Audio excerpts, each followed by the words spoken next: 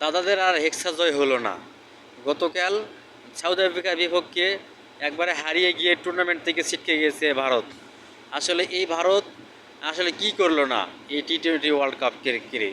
যারা পাকিস্তানি বংশোদ্ভূত প্লেয়ার যারা বিভিন্ন দেশে খেলে, বিভিন্ন দেশের হয়ে খেলে, এদেরকে ভিসা দিল না, বাংলাদেশকে টি-20 ওয়ার্ল্ড কাপে অংশগ্রহণ করতেই দিল না। বলতে গেলে এক প্রকার বাধ্যই করেছে, তারা আসলে কৌশলে মারছে, বাংলাদেশকে অপমান করছে। বাংলাদেশ আসলে বাধ্য হয়েছে এই সিদ্ধান্ত নিতে, তাই এবার টি-20 ওয়ার্ল্ড কাপ বয়কট করবে। আসলে দেখেন, আর একটা কথা আছে না, যে কুয়া খোঁড়ে সেই কুয়াত পরে তারা নাকি মরে।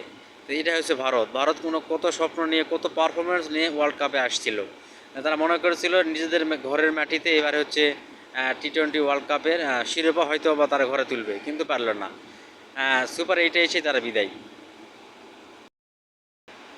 তবে তবে বাংলাদেশে একটা প্রচলন আছে, সেটা হচ্ছে ভারত হারলে মনে করে যে আসলে বাংলাদেশ জিতে গেছে, এরকম সবাই আনন্দ করে উল্লাস করে। তবে আনন্দ উল্লাস করার কিছুই নেই।